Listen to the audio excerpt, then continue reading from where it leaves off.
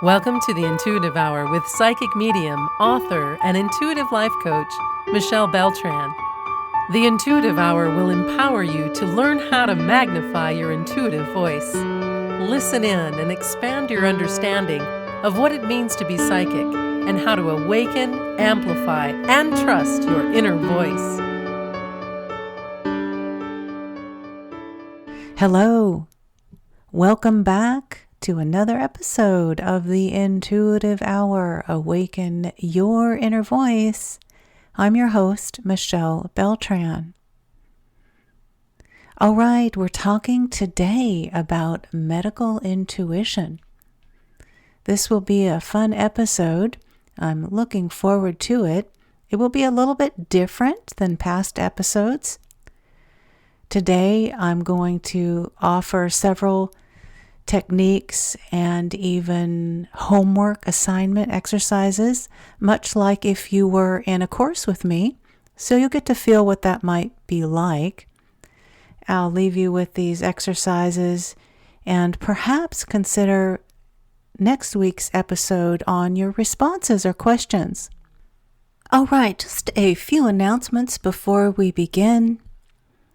I want to invite everyone to head on over to michellebeltran.com. Make sure you're a part of our newsletter. We've got a whole lot of awesome changes and ongoings, to include a recent mention in USA Today's article, Top 10 Female Conscious Leaders to Watch in 2022. I am over the moon to be included in that publication. That article released at USA Today. We've got a new website launching in a few weeks. Also, a couple books I've been invited to co-author in. I'm super excited about. One of them, Embrace Your Feminescence, has released just last month in digital form at Amazon. That book, I'm so excited to share with you, has made Amazon bestseller list.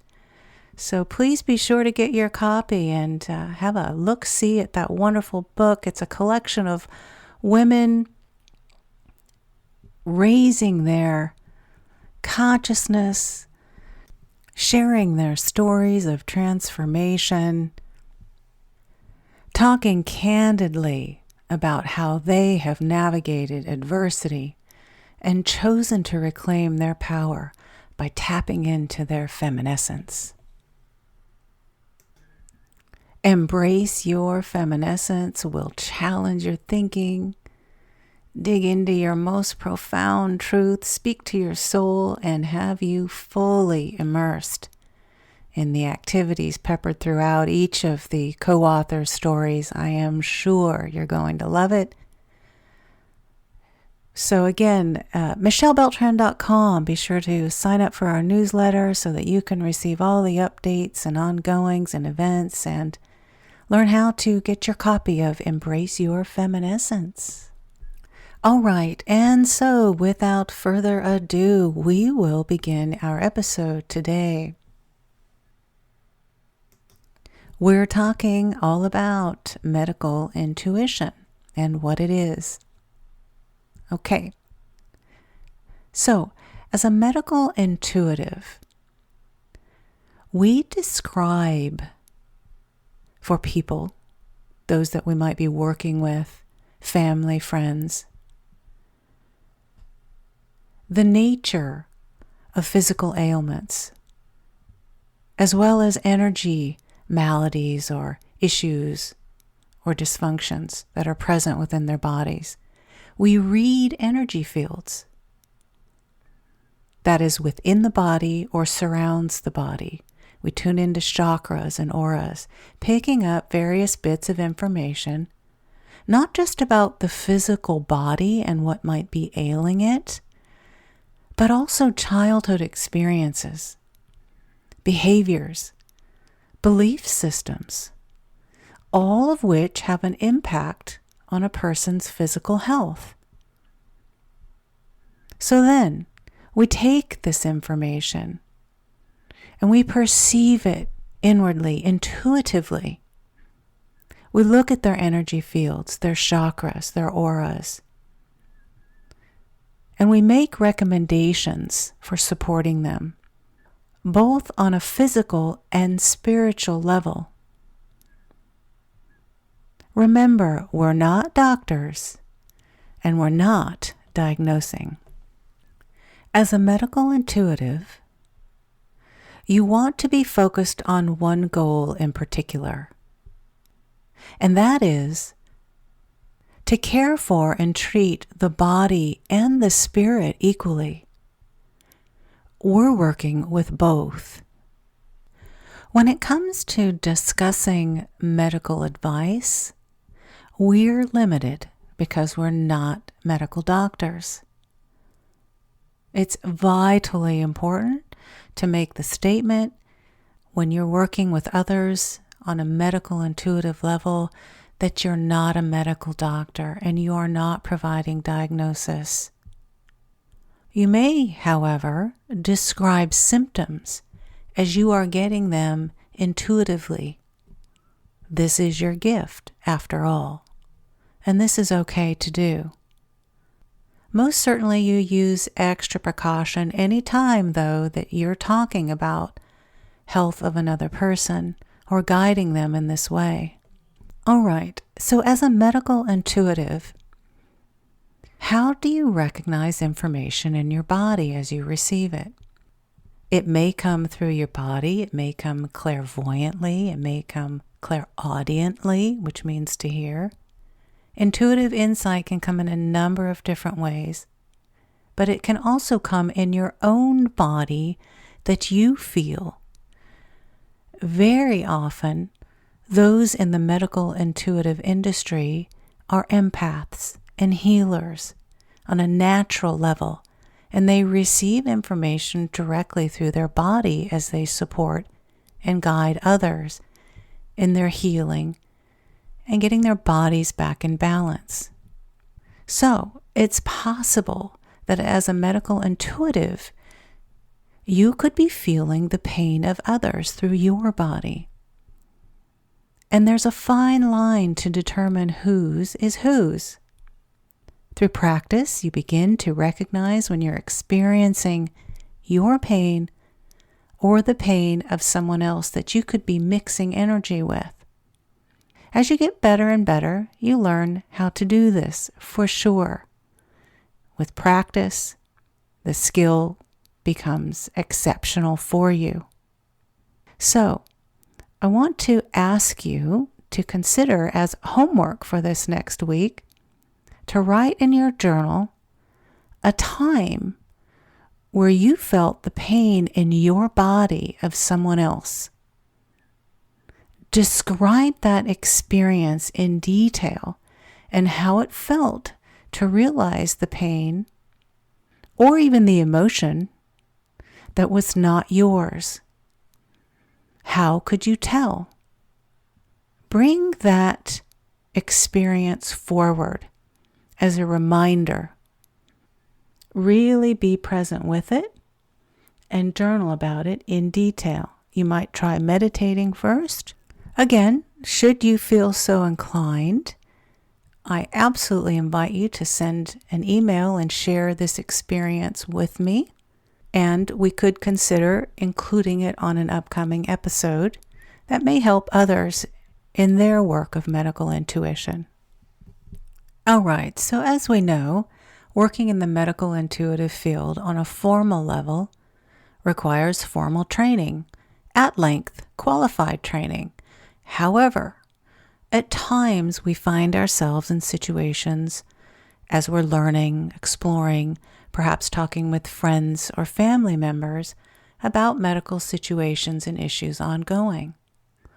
So, I want to challenge you this week to create a situation or be mindful of opportunities where you can guide others around medical intuitive health matters, energy health. Remember, as we've discussed, you're not a doctor and you're not making medical diagnosis. You're extremely careful and cautious with your words in this situation, describing the matter and not diagnosing. As you sit with this person and guide them around their healing and health issues or medical intuitively, use words depending on the severity, on a scale, if you will. Meaning, you might say, I don't feel you're in danger. I'm feeling like this is a go, a green light. Or, I recommend you make an appointment with the doctor. Or, I highly recommend you see a doctor. And finally, you very highly recommend the visiting of a doctor. You will get an internal sense of an urgency. Tune into that. All right, so it can be a tricky thing to know how to provide recommendations without giving medical advice. Always reassure who you're working with that they'll be okay. As well, it's important that you come from an optimistic, helpful point of view and not provide frightful or alarming information. Rather, provide supportive, helpful, guiding information. Anytime you're discussing health concerns, reassure the person you're working with of their support group, of their options, that they're not alone. Very often, people just need to be heard. You can listen to a person, or you can hear them. There's a difference. Really hearing them goes a long way. Most often, clients suffering from health issues really just need to be heard. So, get in the habit of repeating back to them what they are saying to you. They want someone to understand what they're going through. Okay, in that light, homework on this matter, on this issue. Write in your journal a response to some of the circumstances I'm going to mention here shortly. We're stepping into empathic listening, a very powerful tool in therapy and medical intuition. As you step into this homework, be yourself. Forget this is an exercise or homework, and be natural when expressing your ideas and feelings. As an example to begin, someone says to you, I've suffered from terrible arthritis in my hands. If you are doing empathic repeating, you might say something like, I'm so sorry. That must make you feel so limiting to not be able to use your hands to full capacity. You're hearing them and you're repeating back. We call this, again, empathic listening. You want to become an expert at it in this kind of work. All right. So, in your homework, in your journal, create responses of your own in an empathic listening style to the following responses. I've had chronic fatigue syndrome for most of my life. Okay, this is an empathic repeating. What would you say back to this person? Breast cancer runs in my family, and I'm terribly afraid I'm going to get it. I want children someday, and I fear I will pass this on to them. Next, I'm very depressed.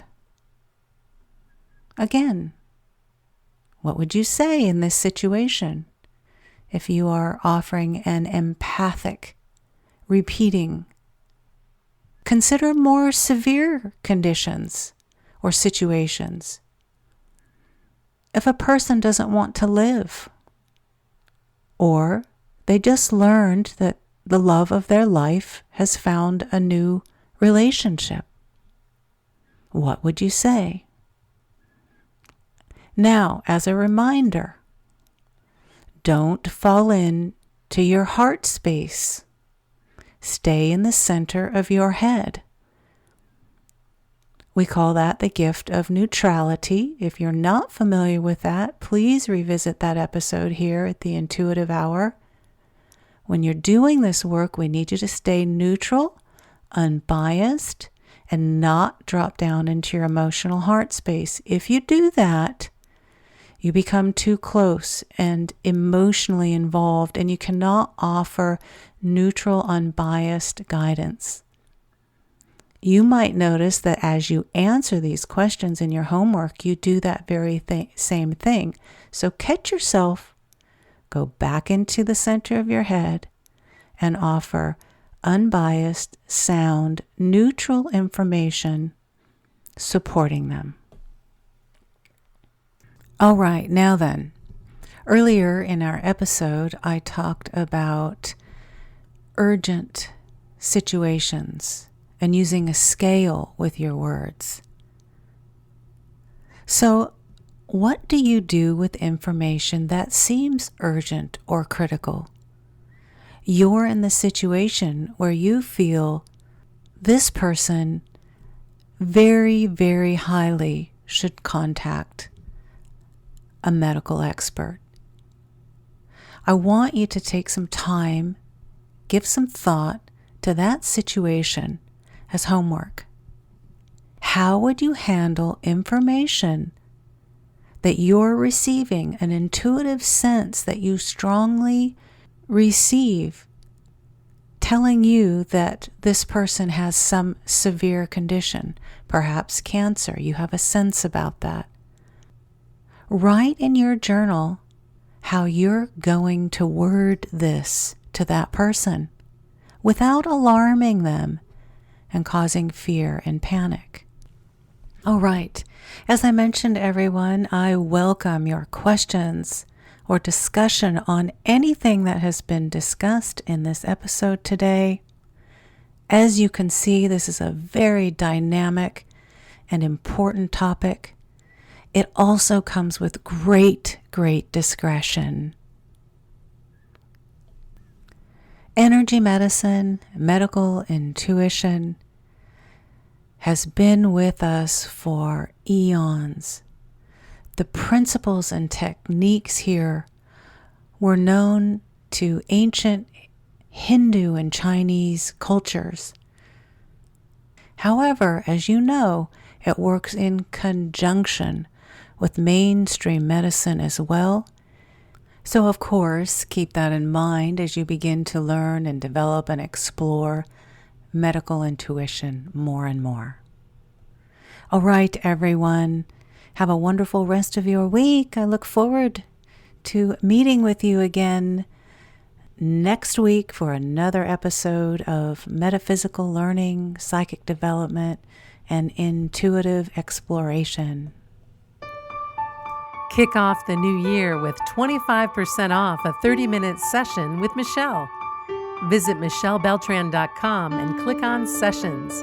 Then use the coupon code INTUITIVEHOUR25 when you check out. This special offer is available for a limited time. Book your session with Michelle today at michellebeltran.com.